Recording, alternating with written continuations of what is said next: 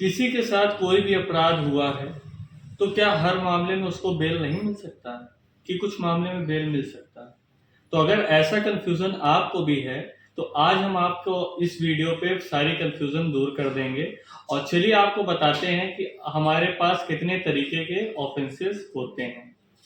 So hey everybody, this is your Shordhan Vais. आज का हमारा टॉपिक है type of offences in India. तो हमारे पास 6 तरीके के ऑफेंस हैं। पहला कॉग्निजेबल ऑफेंस, दूसरा नॉन कॉग्निजेबल ऑफेंस, तीसरा बेलेबल ऑफेंस, चौथा नॉन बेलेबल ऑफेंस, पांचवा कंपाउंडेबल ऑफेंस, छठवा नॉन कंपाउंडेबल ऑफेंस। चलिए वन बाय वन हम इसको डिटेल में बताते हैं। टाइप जानने से पहले हम ये जान लेते हैं कि ऑफेंस होता क्या है। Offence is an act that is punishable under the law. मतलब ऐसा काम करना जो कि लॉ के अंडर उस पर हमें पनिशमेंट मिल सके, जो कि सोसाइटी को अफेक्ट करता है, वो होता है ऑफेंस। तो पहला जो हमने बताया वो कॉग्निजेबल ऑफेंस होता है। वो ऐसा ऑफेंस जो कि सीरियस नेचर का हो, जैसे मर्डर हो गया, किडनैपिंग हो गया या रेप। इस टाइप के जो ऑफेंस होते हैं वो आते हैं कॉग्निजेबल ऑफेंस के अंडर और ये सीरियस नेचर ऑफ क्राइम होते हैं। तो इसके लिए पनिशमेंट भी बड़ी होती है और यही कॉग्निजेबल ऑफेंस से हम समझ लेते हैं कि ये नॉन बेलेबल भी होता है। नॉन बेलेबल जैसे वर्ड से समझ में आ रहा है कि आपको बेल आसानी से नहीं मिल सकती। कुछ कुछ कंडीशन ऐसे हैं जिसपे बेल भी मिल जाती है, लेकिन सर्टेन प्रोसीजर के साथ। तो कॉग्निजेबल ऑफेंस आप समझ गए हैं और ये नॉन बेलेबल भी होता है जिसपे हमें बेल नहीं मिल सकती है। कॉग्निजेबल ऑफेंस में एफआईआर हम कर सकते हैं क्योंकि ये बड़ा नेचर का क्राइम है और इस पे पुलिस अरेस्ट कर सकती है विदाउट वारंट। वो बिना कोर्ट के परमिशन के ऐसे व्यक्ति को अरेस्ट कर सकती है जिसने कॉग्निजेबल ऑफेंस किया है। दूसरा हमारा आता है नॉन कॉग्निजेबल ऑफेंस, जो कि होता है छोटे मोटे अपराध, जैसे किसी से बहस हो गई, गाली गलौज हो गई। अब इस पे आपको पुलिस तुरंत उठा के लेके नहीं जा सकती है। नॉन कॉग्निजेबल ऑफेंस में एफआईआर दर्ज नहीं हो सकती है और बिना वारंट पुलिस किसी को अरेस्ट नहीं कर सकती है। फिर नेक्स्ट हमारा आता है बेलेबल। बेलेबल क्या होता है? जिसपे आसानी से हमें बेल मिल सके, जो कि नॉन कॉग्निजेबल ऑफेंस है। लास्ट में आप परेशान मत होइए, मैं एक टेबल के थ्रू आपको समझा दूंगा दोनों में डिफरेंस। अभी मैं वन बाय वन सबको डिफाइन कर रहा हूँ। तो बेलेबल वो होता है जिसपे हमें आसानी से बेल मिल जाती है, जो कि छोटे या तो लाइट नेचर के ऑफेंस होते हैं, उस पर हमें बेल तुरंत मिल जाती है।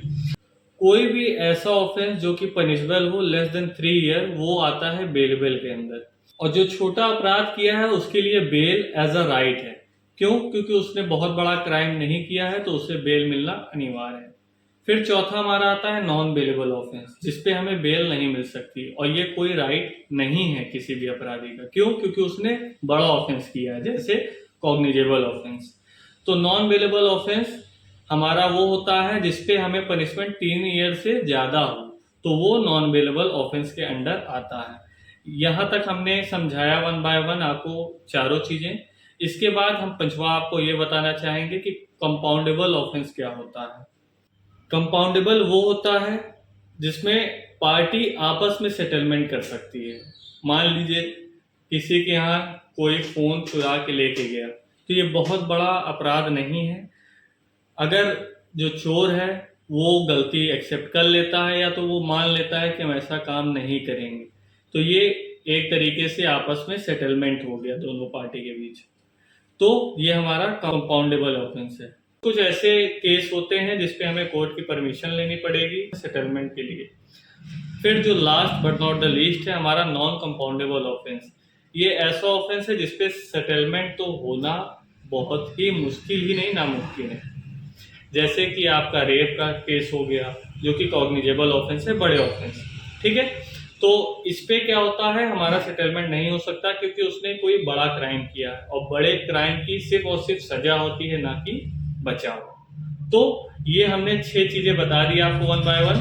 अगर आपको इस पे कोई भी कंफ्यूजन है तो मैं आपको एक चार्ट के थ्रू दोनों में डिफरेंस बता दे रहा हूँ कि कौन सा सीरियस नेचर क्राइम है, उसके अंदर क्या क्या चीजें आती हैं, और कौन सा नॉन सीरियस मतलब लाइट नेचर क्राइम है, उस पर क्या क्या चीजें आती हैं। जैसा कि आप देख सकते हैं मैंने लिखा है यहाँ पे सीरियस नेचर ऑफ क्राइम और नॉन सीरियस मतलब light nature of crime. Serious nature of crime में आता है कॉग्निजेबल ऑफेंस, नॉन बेलेबल और नॉन कंपाउंडेबल। इसका मतलब ये हुआ कि कोई भी ऐसा बड़ा अपराध है वो कॉग्निजेबल ऑफेंस कहलाएगा और वो उसकी बेल हमें नहीं मिल सकती है, और वो नॉन कंपाउंडेबल है, मतलब हम उसके बीच पार्टी से सेटलमेंट नहीं कर सकते हैं। और फिर जो लेस सीरियस नेचर क्राइम होता है, जो कि लाइट नेचर ऑफ क्राइम होता है, वो नॉन कॉग्निजेबल ऑफेंस होता है, मतलब छोटे मोटे अपराध। और फिर वो बेलेबल होता है, उस पर जरूरी नहीं है कि आपको पनिश ही किया जाए या तो आपको जेल ही भेजा जाए, वो उस पर आपको बेल मिल सकती है आसानी से।